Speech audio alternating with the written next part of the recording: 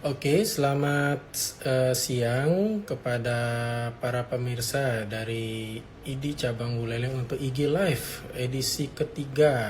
eh, IG Live kali ini saya Dr. Wandi akan memandu Anda semua untuk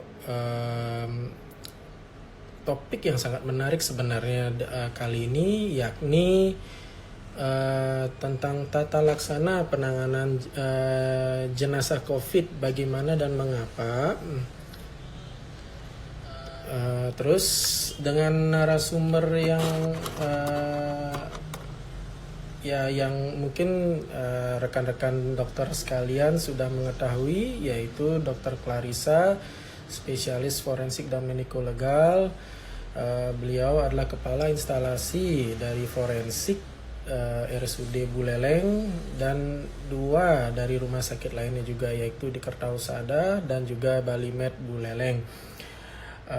Beliau merupakan lulusan dari dokter umum, yaitu dari Universitas Atmajaya di tahun 2007, dan juga beliau menyelesaikan juga pendidikan untuk forensiknya dan juga mediko legal di tahun 2018 di Universitas Indonesia. Oke, tanpa berlama-lama kita akan melakukan oke.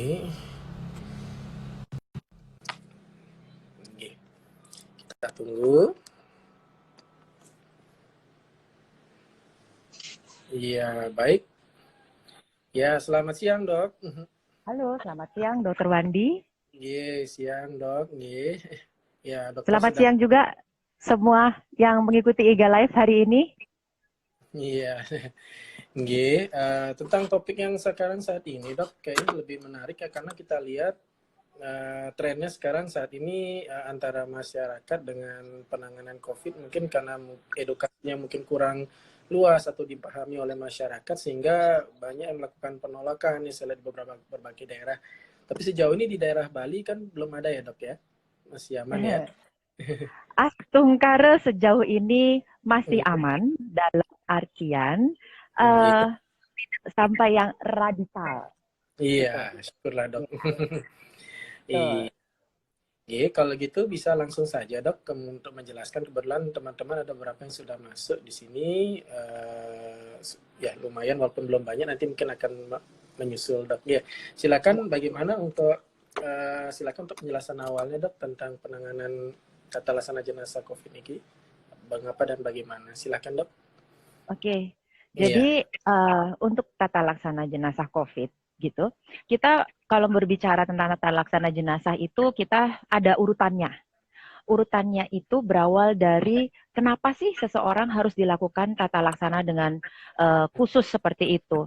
Karena selama ini masyarakat yang ada di luar Bali maupun yang di Bali itu selalu atau sering kali mereka berpikir bahwa oh begitu meninggal di era COVID ini maka pasti akan dilakukan dengan tata laksana dengan jenazah COVID gitu ya. Nah sebenarnya itu semua ada langkah-langkahnya. Yang pertama ada yang disebut sebagai diagnosis. Jadi Iya. ketika seseorang dilakukan perawatan, baik itu di rumah sakit maupun di fasilitas kesehatan, maka ada yang disebut sebagai diagnosis. Nah, dari diagnosis tersebut, maka akan berlanjut menjadi ketika seseorang meninggal dunia, itulah titik kita bergerak. Ya. Nah, kemudian kalau memang dinyatakan dia tercurigai gitu ya atau apa namanya tercurigai atau dia kalau misalnya kita mengacu pada pedoman revisi yang keempat ya dari Kemenkes itu yang disebut sebagai ODP atau PDP atau terkonfirmasi maka akan diputuskan dilakukan tata laksana jenazah COVID gitu. Tetapi di luar itu tidak akan dilakukan tata laksana jenazah COVID ya. Oke. Nah, sedangkan kalau kita mengacu pada pedoman yang revisi 5, maka kita bisa melihat bahwa di situ ada yang disebut sebagai kematian dari COVID itu adalah kasus probable atau Oke. konfirmasi gitu ya. Iya. Salah Oke. satu yang menarik dari definisi kasus probable itu adalah ketika seseorang apa namanya secara klinis itu dicurigai atau didiagnosis dengan COVID meskipun hasil dari RT-PCR-nya itu belum ada atau tidak dilakukan. Jadi di Iya. sini kita sangat sekali bertumpu pada diagnosis klinis gitu. Nah, Iya. kemudian setelah kita putuskan bahwa seseorang harus dilakukan tata laksana jenazah dengan COVID, maka pada saat itulah kita harus mulai bergerak. Apa sih yang dilakukan ketika seseorang atau pasien atau jenazah diputuskan akan dilakukan tata laksana dengan tata laksana COVID?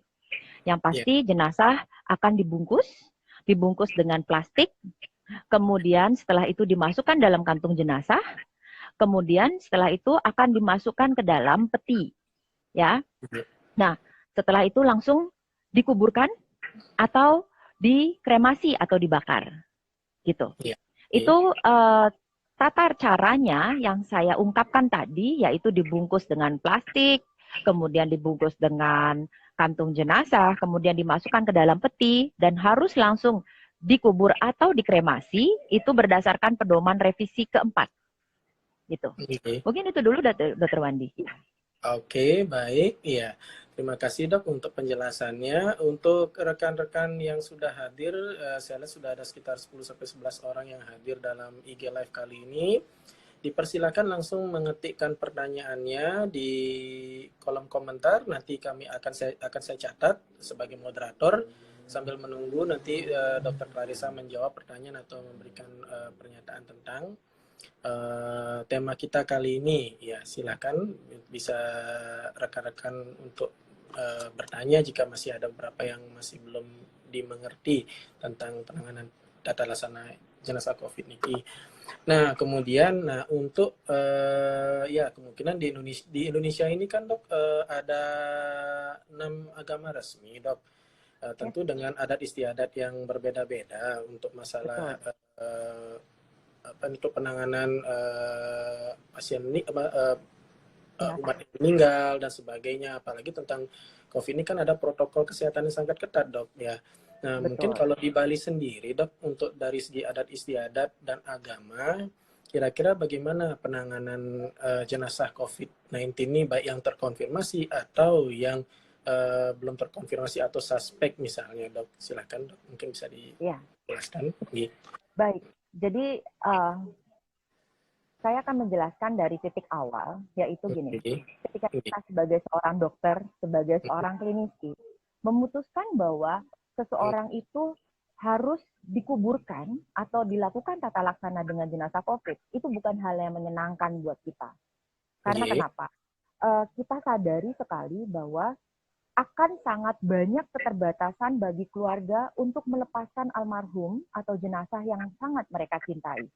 Contoh paling gampang adalah keterbatasan mereka untuk melakukan kontak fisik seperti mencium. Atau di beberapa adat kita bisa melihat bahwa mereka ingin memandikan sebagai bentuk penghormatan terakhir. Bahkan di Bali sekalipun kita melihat bahwa ada yang kita sebut sebagai waktu-waktu tertentu kapan yang baik untuk dilakukan penguburan atau bahkan kremasi. Nah, ini menjadi hal yang selalu menjadi perang batin buat kita. Nah, tetapi rupa-rupanya oleh para majelis agama-agama itu sendiri, mereka sudah mengeluarkan surat-surat rekomendasi, baik itu dari agama Islam, agama Kristen, Katolik, Hindu, Buddha, itu mereka mengeluarkan rekomendasi yang kurang lebih mereka dapat mendukung apa yang dialurkan atau diarahkan oleh Kementerian Kesehatan atau pemerintah.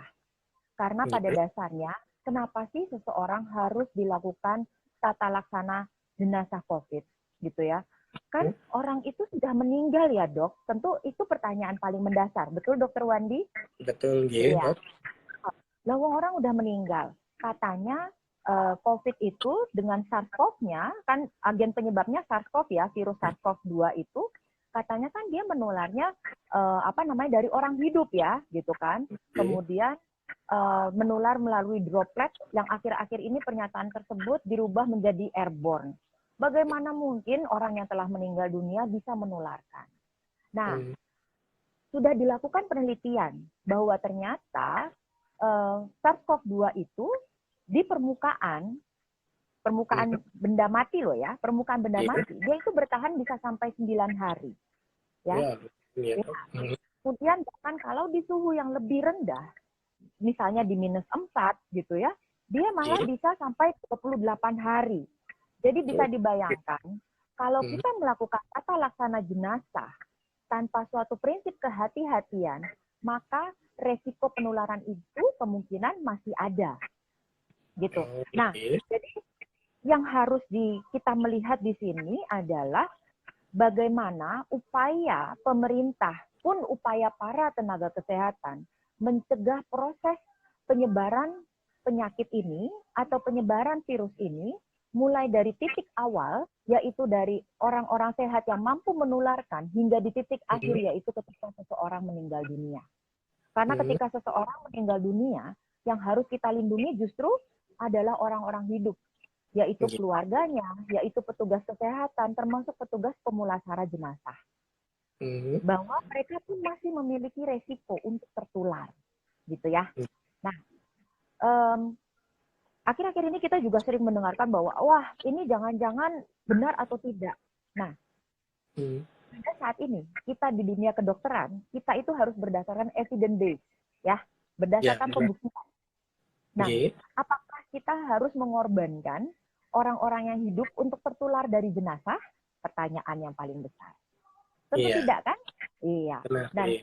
yang kurang atau yang harus dipahami oleh banyak orang juga adalah ketika kita melakukan manipulasi pada jenazah, manipulasi itu bukan hanya sekedar ketika dilakukan otopsi atau bedah mayat, tetapi ketika kita melakukan proses membalik jenazah. Iya. Jangankan membalik, ketika kita memiringkan jenazah, coba perhatikan, bahkan ada cairan tubuh yang akan keluar. Cairan tubuh, dok, ya, kenapa cairan tersebut bisa keluar dari tubuhnya? Katanya sudah meninggal. Hmm. Cairan tubuh itu bisa keluar dari hidung, bisa keluar dari mulut, gitu ya. Bisa keluar kan karena pada saat itu otot-otot otot-otot di dalam tubuhnya itu kan mengalami relaksasi, sehingga tidak ada lagi yang menutup kayak lambung gitu ya, terus udah gitu kayak di kerongkongan semuanya dia akan membuka gitu ya, karena Iya. otot-ototnya sudah tidak mampu berkontraksi gitu kan, Hmm. ototnya, betul. Nah, itulah yang bisa menjadikan sumber untuk penularan, kemungkinan untuk menular. Ya, jadi Iya. itu yang harus diwaspadai, dokter. Mungkin yang Hmm. teman-teman di lapangan yang menjadi pertanyaan besar biasanya seperti itu. Mungkin itu dulu. Tadi pertanyaan Hmm. Dr. Wandi saya mulai agak terkacaukan karena berusaha menjelaskan dari awal ini. Oke, nggak apa-apa dok ya. Ya, Saya juga sudah cukup jelas tentang jawaban dari Dokter Clarissa sendiri. Ya baik, untuk rekan-rekan yang mungkin ikut dalam IG Live kali ini dipersilahkan untuk memberikan pertanyaan atau gimana mungkin tentang topik kita hari ini, yaitu tentang tata laksana jenazah COVID-19 yang mengapa dan bagaimana akan dijelaskan langsung oleh ahlinya, yaitu Dokter Clarissa, spesialis forensik dan medikolekal dari RSUD Buleleng. Kemudian sambil menunggu pertanyaan berikutnya, mungkin saya akan bertanya juga dok tentang ini. ya. Nah, gimana kalau untuk jenazahnya itu sendiri, dok, kan saya lihat kita mungkin sempat lihat di TV atau dilihat di media sosial dan sebagainya. Kita lihat kan sampai ya selain diplastikan, disemprot dengan desinfektan dan sebagainya, dan keluarga itu dikasih jarak dia ada sekian meter lah dari waktu dia dikuburkan. Nah, menurut dokter kira-kira itu yang kalau saya lihat itu yang tata laksana waktu di penguburan ya dok ya. Cuman kalau misalnya itu dilakukan seperti kita di Bali yang sebagian besar adalah di kremasi dok, mungkin bagaimana? Apakah ada perbedaan dalam penanganan tata laksana jenazah COVID ini? Mungkin dokter bisa jelaskan. Oke. Bagaimana Hmm. ketika jenazah akan dilakukan kremasi atau Iya. pembakaran gitu ya? Iya. Nah, sebetulnya tidak jauh berbeda ketika akan dilakukan penguburan. Yang Iya. pertama, tetap jenazah itu harus kita lakukan tata laksana. Terhadap jenazahnya dulu ya kita berbicara. Terhadap Iya. jenazahnya sendiri kita harus melakukan tata laksana. Tata laksananya apa? Tetap kita akan membungkus almarhum atau jenazah tersebut dengan plastik, kemudian kita masukkan ke dalam kantong jenazah, kemudian kalau memang memungkinkan kita akan masukkan lagi ke dalam peti. Itu. Oke. Nah, setelah itu baru dibawa ke tempat krematorium untuk dilakukan kremasi atau pembakaran. Nah, Oke. Berikutnya, bagaimana dok dengan di tempat kremasi atau krematorium? Kalau Oke. kita sudah berbicara di krematorium, maka kita harus berbicara protokol kesehatan yang terkait dengan berbagai macam masyarakat, berbagai macam orang. Apa aja sih orang yang dimaksud? Yang pertama, petugas krematoriumnya. Hmm. Kemudian yang berikutnya adalah petugas atau lebih tepatnya keluarga yang akan menghadiri atau mendampingi. Itu Oke. bagaimana dok? Kan seperti itu. Nah, Hmm. untuk petugas krematorium, dia tidak akan jauh berbeda dengan petugas pemulasara jenazah yang akan membawa jenazah tersebut ketika dilakukan penguburan. Misalnya, ketika dilakukan penguburan, tetap dengan APD lengkap gitu ya. Lalu Hmm. bagaimana dengan keluarga? Nah, di Hmm. sini tentu protokol kesehatan yang secara umum yang akan diterapkan, yaitu ada social distancing, menggunakan masker, cuci tangan, dan itu Oke. harus dilakukan. Ya. Oke. Hmm. Dan yang menjadi sedikit permasalahan juga adalah, dok, bagaimana ketika dilakukan kremasi itu di udara terbuka. Betul, dokter? Nah, Oke. ya, ini memang sempat menjadi suatu polemik atau menjadi sempat suatu pertanyaan kepada saya Oke. ketika ada salah satu pasien yang meninggal dunia, kemudian harus dilakukan tata laksana jenazah COVID, kemudian Hmm. harus dilakukan kremasi. Oke. Sampai di saat ini, di titik ini, memang belum ada penelitian mana yang lebih baik dilakukan kremasi di dalam krematorium yang tertutup atau dilakukan di dalam krematorium terbuka yang di udara terbuka, kemudian secara bebas gitu ya dok ya. Tetapi Oke. ada satu atau dua catatan yang harus saya berikan kepada Oke. pihak keluarga yang mau melakukan kremasi bila itu bukan di dalam ruangan tertutup. Jadi krematoriumnya bukan yang di ruangan tertutup. Hmm. Jadi kan di sini saya lihat masih ada beberapa yang membakar jenazah di luar. Kenapa? Karena ketika kita melakukan proses pembakaran tersebut, Hmm. uh, pertama, kalau kita melakukan di krematorium tertutup, itu suhu jelas terjaga. Hmm. Sehingga partikel atau partikel jenazah gitu ya akan Hmm. terbakar dengan sempurna. Mohon maaf, mungkin ini Hmm. bahasa tidak akan aman didengar ya. Makanya yang Oke. 17 nggak boleh denger ini sebetulnya. Oke. Uh-uh. Betul. Oke Jadi, ya. apa namanya, tubuh manusianya itu akan yakin, pertama akan yakin terbakar habis, Hmm. karena itu juga suhunya akan terjaga di sekian derajat, sekitar 700-600 derajat Celcius, bahkan ada yang sampai 1000 derajat Celcius gitu ya. Oke. Ya. Kemudian juga hal yang berikutnya yang harus saya perhatikan adalah ini loh, apa bahasanya, kalau bahasa kerennya pletikan. Jadi Iya. pecahan-pecahan atau bakaran-bakaran itu gitu ya, Oke. dia Iya. akan terkonsentrasi di dalam satu ruangan. Oke. Sedangkan kalau kita perhatikan, kalau kita melakukan pembakaran di luar ruangan, kita akan Hmm. melihat bahwa peletikan-peletikan itu atau partikel-partikel itu akan keluar-keluar ya, petak-petuk gitu kan. Di Iya. mana partikel itu belum tentu akan terbakar sempurna. Nah, ini yang harus Hmm. diwaspadai karena sampai sejauh ini kan kita belum tahu nih dia mampu untuk dibawa pergi ketika si organ itu misalnya belum terbakar sempurna, kemudian dia terbang gitu ya. Hmm. Misalnya karena dia Oke. terpotong kecil dari pembakaran itu yang kita belum tahu. Ya, jadi disitulah letak kehati-hatian. Jadi Hmm. saya sih kalau yang sampai ada di udara luar, saya akan sarankan untuk tetap harus jaga jarak. Dan saya biasa nanya nih, ketika dilakukan kremasi itu, jarak tempat melakukan penguburan di setre itu berapa meter dari rumah penduduk? Karena jelas itu akan menimbulkan keresahan, ya, Oke. keresahan secara apa ya, keresahan batin bagi orang-orang di sekitarnya. Wih, saya tertular atau tidak? Padahal Hmm. kemungkinannya besar atau kecil, ya sekali lagi kita kan berbicara evidence based dok. Kita nggak Oke. bisa mengira. Nah, selama Oke. kita belum membuktikan, maka kita tidak bisa menyatakan bahwa itu 100% aman atau 100% tidak aman.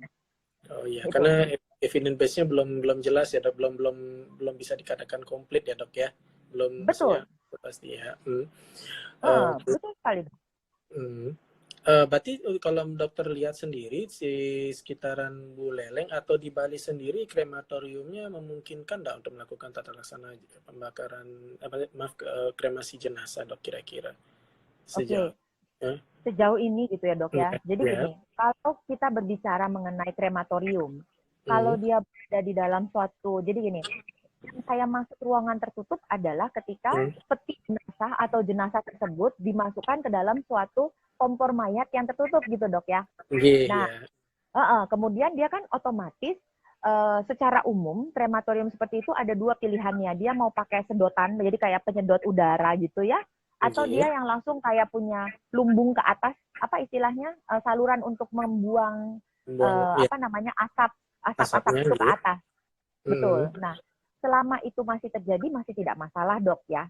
Loh Hmm. dok, tadi kan dokter bilang pasti gitu ya, pasti ada orang bertanya pada saya gitu, kan dokter bilang partikelnya belum tentu kan gitu ya. Nah, tapi sekali Hmm. lagi, saya bicara kalau di dalam suatu ruangan dengan tekanan yang pasti dengan panas itu sudah terbentuk tekanan, kemudian panasnya dia dalam suhu yang stabil, maka harapannya jenazah jasad tersebut akan terbakar dengan baik dan sempurna sehingga benar-benar diabu gitu ya, sudah jadi abu Nggih. dok Iya. ya.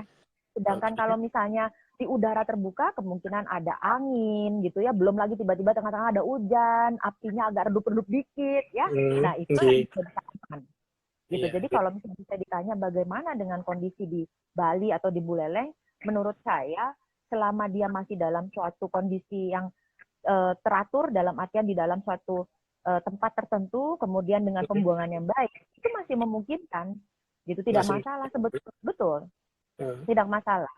Pun juga, dok, bagaimana dengan ketika melakukan transportasi jenazah tersebut untuk masuk ke ruangan krematorium, itu juga tidak masalah, asalkan tadi kayak dokter Wandi bilang, setelah itu Hmm. kita melakukan desinfeksi ya pada Nggih. misalnya tempat-tempat yang berkenaan.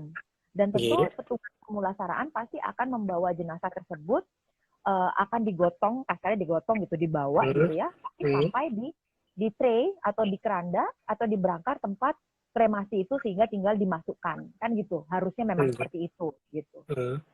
Mm-mm. Oke, baik dok. Uh-uh. Ya, jadi saya mempersilahkan kembali kepada pemirsa yang ikut hadir dalam IG Live ini untuk memberikan pertanyaan. Tapi saya melihat sepertinya sudah ada satu pertanyaan masuk dok. Kira-kira dari Mbak Lia Julianti ini, beliau menanyakan, nah bagaimana sekarang tata laksana jenazah pada pasien dengan dead on arrival dok. Kan kalau dead on arrival kan kita nggak tahu status beliau tuh apakah dia pasien positif COVID atau tidak kan. Jadi mungkin apakah ada petunjuk khusus untuk kasus seperti ini ya dok. Jadi tiba di rumah sakit dia dalam kondisi sudah dead on arrival dok. Kayak gimana mungkin dokter ada petunjuk bagi mungkin rekan-rekan medis yang mungkin bertugas di UGD rumah sakit biasanya menerima seperti ini. Ya silakan dok. Betul.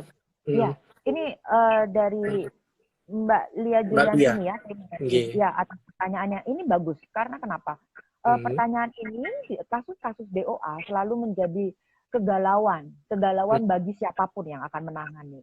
Nggih. Pertama, ketika saya menghadapi kasus DOA, biasanya saya akan melakukan screening. Apa screening dok? Pasti pertanyaannya seperti itu. Iya, screening. Nggih. Tentu kita bisa melakukan screening secara lengkap. Tapi setidaknya apa yang bisa kita dapatkan dari screening tersebut gitu ya. Jadi kayak riwayat penyakit dahulunya, kemudian apa namanya gambaran klinisnya sebelum meninggal dunia, misalnya seperti itu ya dokter ya. Nah, dari biasanya sudah mulai ada sedikit gambaran. Ada gambaran sedikit kira-kira ini akan lebih mengarah kemana. Memang kita tidak bisa mendapat kepastian 100%. Gitu ya, dok. Nah, sebenarnya apa namanya langkah berikutnya yang lebih baik adalah kita melakukan swab.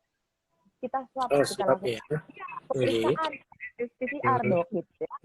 Nah, namun ketika kita melakukan itu, maka efeknya atau akibatnya gitu ya, maka pada jenazah itu pasti akan dilakukan tata laksana jenazah COVID ya. Karena kenapa? Tidak ada waktu tunda untuk dilakukan tata laksana jenazah. Gitu. Ya, betul. Jadi kalau misalnya kita sudah ngambil swab, gitu, maka langsung dilakukan tata laksana jenazah COVID. Nah, cuman yang menjadi sedikit polemik, masalah atau apapun itu, di Buleleng kita disarankan atau memang tidak dilakukan pengambilan swab pada jenazah, ya. Nah, betul. Sehingga pada titik ini, kalau saya akan sarankan kita harus tetap menjadi seorang klinisi. Kita harus sebagai menjadi dokter. Kita harus menjadi dokter. Jadi kita harus mendapatkan informasi sebanyak-banyaknya. Yang lebih baik berikutnya adalah kalau memungkinkan untuk dilakukan pemeriksaan luar sebetulnya. Meskipun dari pemeriksaan pun, kita mungkin tidak akan mendapatkan informasi yang terlalu banyak dibandingkan kita melakukan pemeriksaan dalam. Tetapi setidaknya itu sedikit membantu kita. Dok, pemeriksaan luar siapa yang bisa melakukan? Sebetulnya teman-teman yang ada di teman-teman dokter umum bisa melakukan pemeriksaan luar gitu ya. Tetapi biasanya juga akan menimbulkan sedikit banyak rasa takut karena kan itu kita akan kontak langsung ya dengan jenazah. Betul, kita akan bawa jenazah seperti tadi saya bilang. Ketika kita balik jenazah tentu cairannya semua keluar, mulai dari urin, feses gitu ya, kemudian air liur semua keluar. Nah, maka APD, tetap senjata kita APD.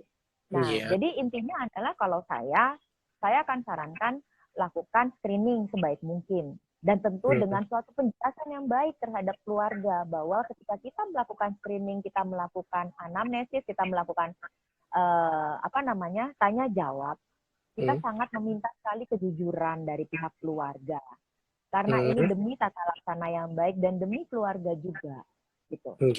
Nah, tips kedua, menurut saya, gitu ya, mau tidak mau, kalau memang teman-teman yang berada di lapangan tidak yakin dengan temuan, tidak yakin dengan yang namanya screening verbal itu, gitu ya, karena kan kita tidak mungkin mengambil darah ya langsung ya, apalagi kalau misalnya DOA sudah meninggal di rumah 6 jam sebelumnya, gitu ya, tentu akan ada perubahan pada komposisi darah tersebut ya, gitu.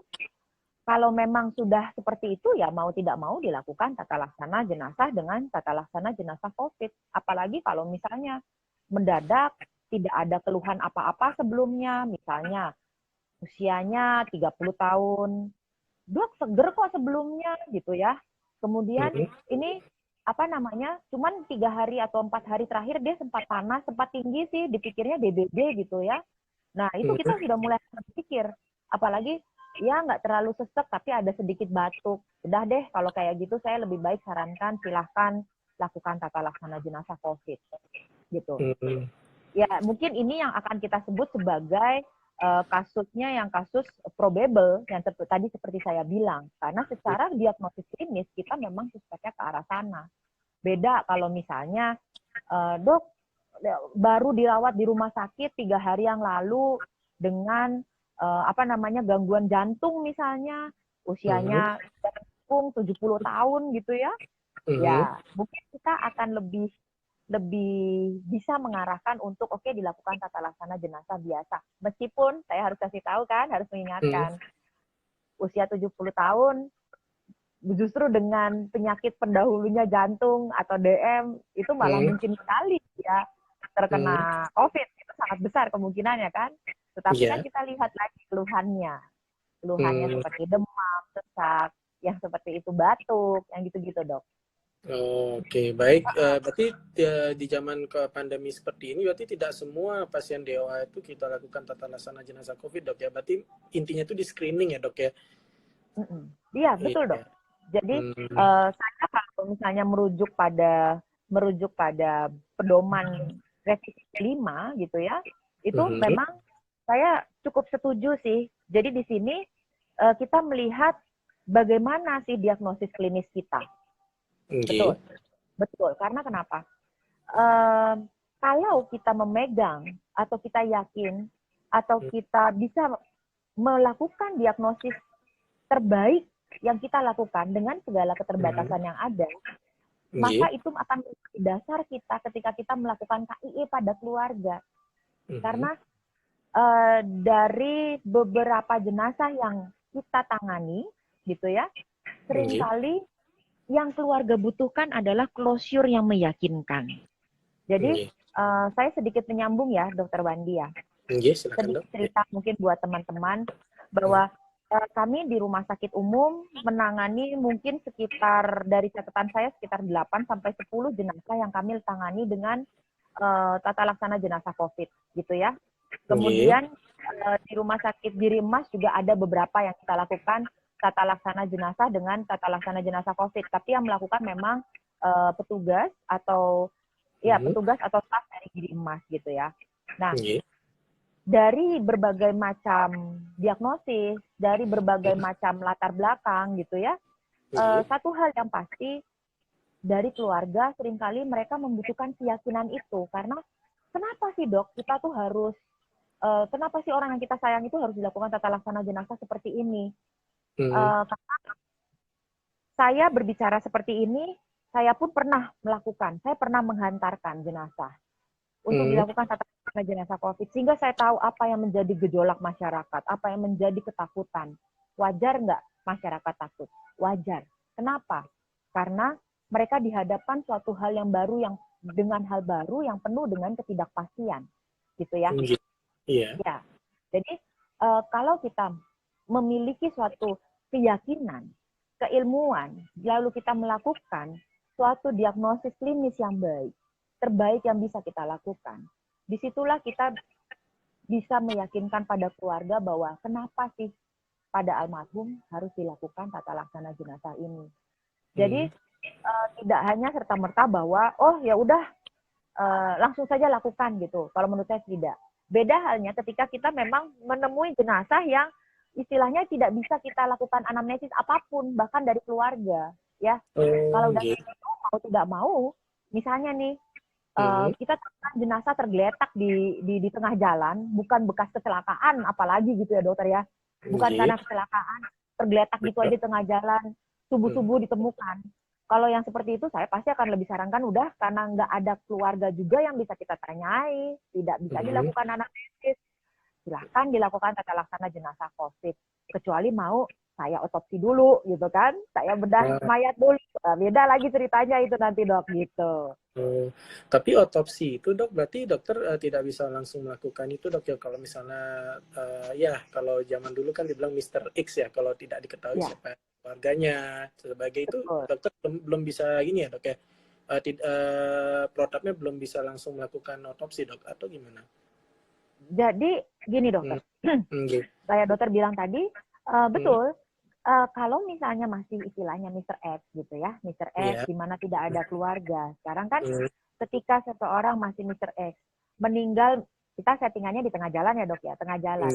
Nah, kalau dari sisi ilmu kedokteran forensik, meninggal di tengah jalan kita sebutnya kan mati tidak wajar dok, karena kan nggak ada orang yang wajar secara wajar meninggal di pinggir jalan. Kalau dia dirawat di rumah sakit, kemudian meninggal dunia, barulah itu wajar. Nah, ketika kita berbicara mati tidak wajar, maka itu sudah menjadi ranahnya Pak Polisi, kan gitu.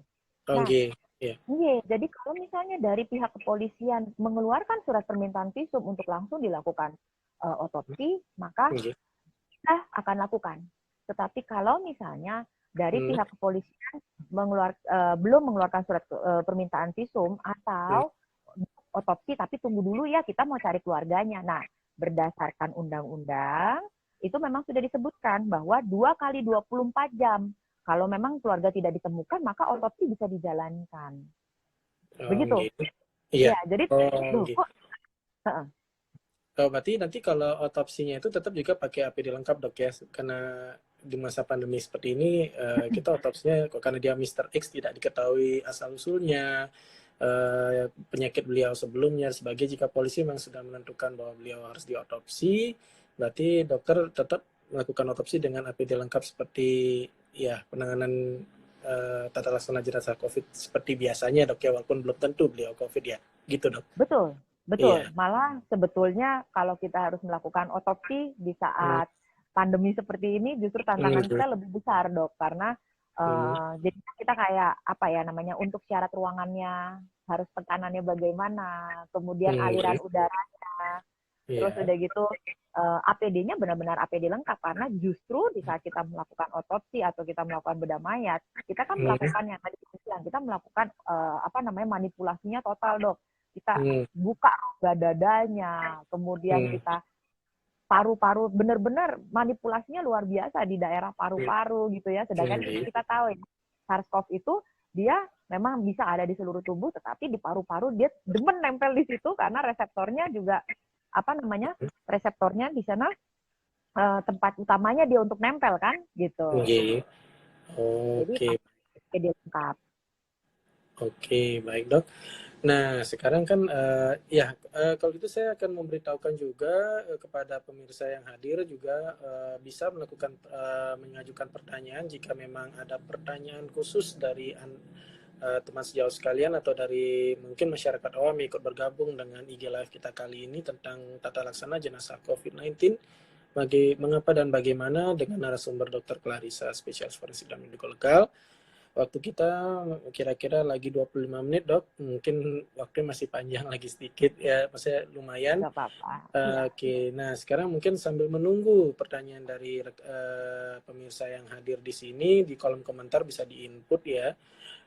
Kira-kira untuk surat bebas COVID bagaimana tuh, Dok? Kira-kira selama ini kan kayaknya surat ini yang ya banyak dicari atau gimana, kira-kira apakah waktu jenazah dibawa maksudnya jenazah yang terduga corona COVID-19 misalnya dan ternyata menunggu hasil swab, apakah surat ini baru akan diberikan setelah hasil swabnya keluar, dok, atau gimana? Mungkin dokter bisa jelaskan sebelum. Iya. Jadi ini dia dokter. Surat keterangan bebas COVID pada jenazah. Surat ini memang menjadi suatu bentuk tugas yang berat menurut saya bagi petugas kesehatan. Sebagian orang, kenapa? Karena bagi sebagian orang surat itu adalah surat untuk apa ya? Keyakinan mereka bahwa mereka nyaman dan aman melakukan tata laksana jenazah yang bebas COVID, gitu ya. Dan bagi seorang dokter, jika kita harus mengeluarkan surat keterangan bebas COVID, itu berat, dok, gitu ya. Kenapa berat? Karena ada berbagai macam unsur yang akan terlibat di sana. Minimal tanggung jawab kita sebagai dokter secara profesi ketika kita mengeluarkan surat keterangan bebas COVID, gitu ya. Nah, karena gini, surat keterangan bebas COVID pada jenazah itu banyak aspeknya. Itu pertama, kita tidak bisa meyakinkan pada jenazah ini benar-benar dia terbebas dari COVID atau tidak, apalagi kalau tidak dilakukan swab misalnya, ya dokter ya. Sedangkan apalagi dia tidak dilakukan perawatan, sehingga kalau misalnya saya biasanya gini, jawaban saya paling sederhana adalah ketika seseorang sudah menjalani perawatan, kemudian dia meninggal dunia, bisa nggak kita mengeluarkan surat keterangan bebas COVID? Oh bisa, itu sangat memungkinkan. Tetapi kalau misalnya apalagi DOA gitu ya dokter ya, atau baru dirawat, katakanlah baru dirawat di IGD, baru 1 jam, 2 jam, bahkan sampai 8 jam sekalipun, itu akan sulit kita bisa menyimpulkan bahwa orang ini bebas COVID atau tidak. Tidak semudah itu. Iya kan? Nah, sehingga kalau seperti tadi pertanyaan dokter, pada settingan kita menunggu hasil swab keluar, tentu kita tidak bisa mengeluarkan surat keterangan bebas COVID. Karena hasil swabnya belum keluar. Sedangkan kalau misalnya orang-orang itu atau secara umum yang diharapkan dari surat keterangan bebas COVID adalah bahwa RT-PCR-nya dia negatif. Ya kan? Nah, ini yang menjadi beban berat buat kita dan menjadi PR kita. Jadi di dalam surat kita harus bisa memberikan pembuktian tertinggi yang bisa kita lakukan. Kalau pembuktian itu belum bisa kita berikan, maka lebih baik jangan. Sehingga kalau sampai kita sebagai seorang dokter harus menyatakan bahwa pada jenazah ini dinyatakan bebas COVID, saya hanya bisa mengingatkan sejawat-sejawat untuk berhati-hati mengeluarkan surat ya. Dan karena gini, saya tidak bisa memaksa masyarakat, baik itu masyarakat adat lah, atau misalnya pemilik rumah duka atau pemilik krematorium untuk tidak meminta surat itu. Saya tidak bisa. Saya tidak bisa memaksa itu karena kenapa? Permintaan mereka wajar, ya wajar. Kenapa dok? Kenapa saya bilang wajar? Karena masyarakat awam membutuhkan kepastian, membutuhkan kepastian bahwa apa yang mereka terima itu aman, ya. Nah, Sedangkan kita sebagai tenaga medis, kita punya keterbatasan. Hmm. Keterbatasan kita adalah dalam hal ya tadi, membuktikan tersebut. Karena Nggih. pembuktian itu kita membutuhkan berbagai macam sisi. Gitu. Hmm. Sehingga kalau kita harus mengeluarkan surat, apalagi dengan kata-kata yang secara jelas kita bilang bahwa pada orang ini dinyatakan bebas COVID atau pada jenazah tidak terinfeksi COVID, Hmm. saya kurang menyarankan itu untuk mengeluarkan pernyataan seperti itu kepada teman-teman. Ya, Oke, baik. betul. Jadi Hmm. terus apa yang harus dikeluarkan sama teman-teman? Kita Hmm. harus jujur. Apa Hmm. yang menjadi temuan kita? Kalau saya Hmm. sampai itu aja. Apa sih temuan kita? Apa sih diagnosis kita? Gitu. Nggih. Betul. Oke, baik Dok, untuk gini, kan selama ini saya mengetahui kalau misalnya ada pasien yang belum diketahui beliau itu adalah positif COVID atau tidak dari hasil PCR, terus dibawa ke ruang jenazah dan langsung dikebumikan, itu katanya tidak boleh dalam waktu yang terlalu lama, Dok. Ya. Nah, sedangkan hasil PCR kan kita kadang-kadang bisa harus menunggu 1 sampai 2 hari. Apakah jenazah itu harus dikebumikan langsung atau saat ini ada revisi atau gimana, Dok? Untuk apakah ditunggu sampai PCR keluar baru jenazah ini boleh dikeluarkan dari rumah sakit? Bagaimana, Dok? Mungkin dokter bisa ada jawabannya.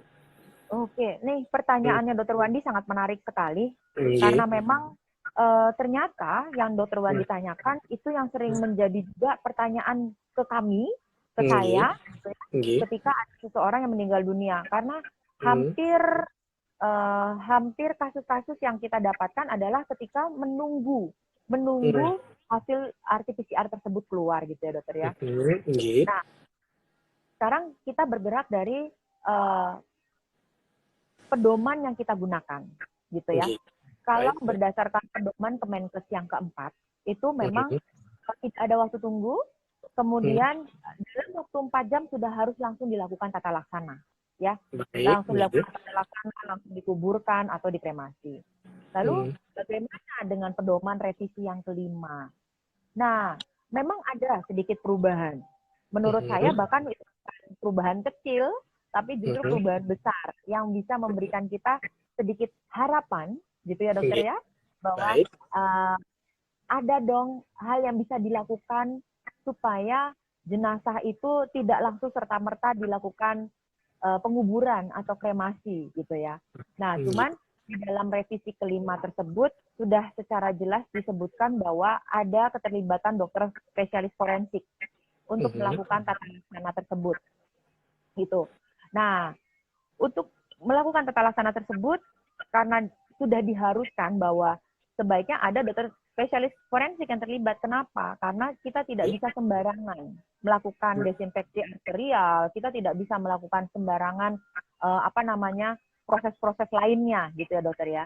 Nah, Nggih. sekarang yang menjadi PR berikutnya adalah kemampuan sarana dan prasarana.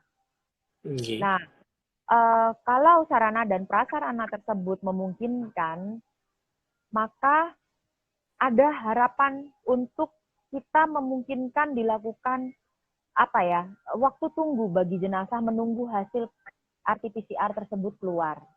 Nggih. Meskipun mungkin kita tidak bisa eh, apa namanya menyimpan jenazah gitu ya, bahasanya menyimpan jenazah Mhm. eh, seperti biasanya karena pasti Mhm. ada tata laksana lain, tetapi setidaknya tidak harus langsung dikubur ataupun dikremasi gitu aja dok. Gitu. Oh, gitu. Baik nih. Jadi, jadi pada intinya adalah saat ini saya pun sedang dalam proses untuk mempersiapkan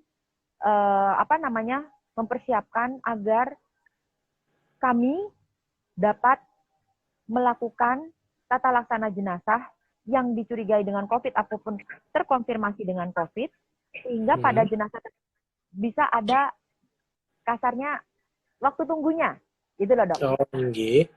Ya, Oke. betul. Tapi saat ini belum memungkinkan ya, Dok ya? Pada saat ini belum. Saya masih Belum. dalam proses untuk penyusunan. Jadi dari beberapa waktu lalu memang saya sudah meminta sarana dan Mhm. prasarana tersebut, tetapi Nggih. masih membutuhkan waktu. Saya berharap dalam waktu dekat ini sudah bisa dikerjakan karena revisi tersebut kalau tidak salah kan keluar di bulan Juli ini, kemudian Oke. diminta untuk mulai diberlakukan per tanggal 13 Juli gitu ya, Hmm. katanya gitu ya.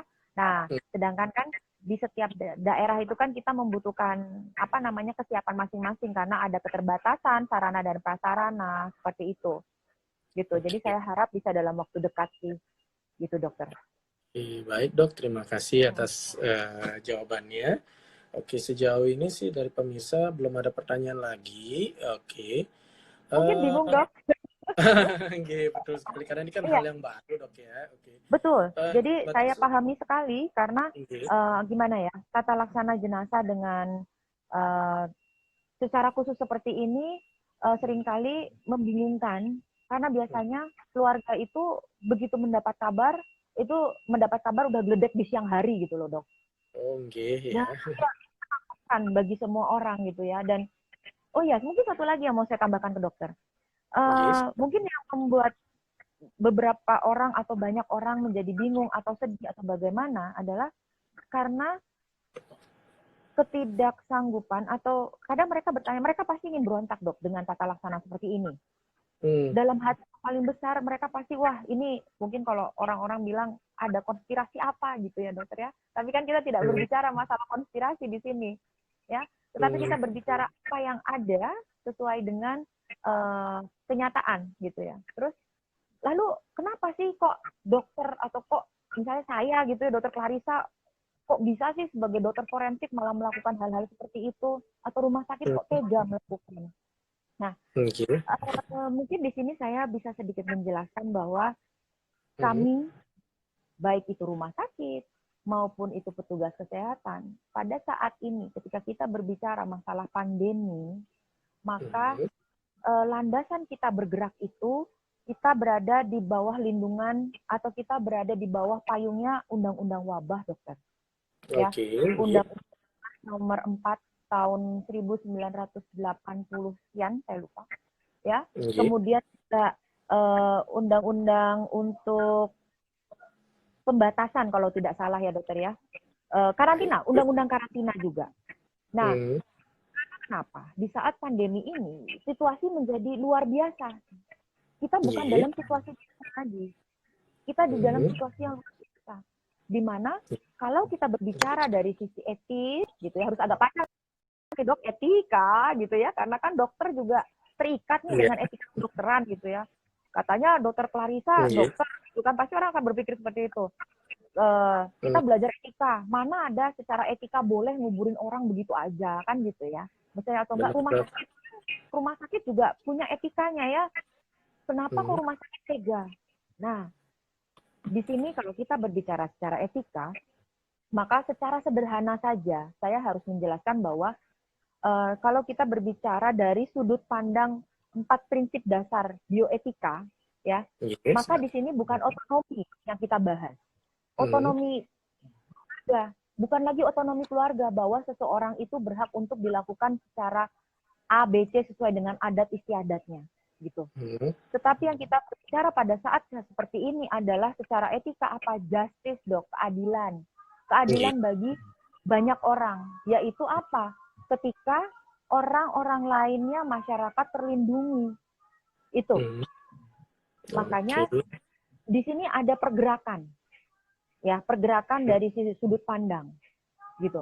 Makanya pemerintah pun mengeluarkan peraturan, kemudian mengeluarkan pedoman-pedoman, mungkin bagi masyarakat umum mereka akan melihat kok pemerintah ini kayaknya saya tidak ikut campur ya dalam pemerintah, cuman kalau kita baca di media pasti akan timbul pernyataan-pernyataan atau pertanyaan besar bahkan di masyarakat, kok ada perubahan ya pernyataannya gitu. Paling gampang, yang paling dekat akhir-akhir ini apa?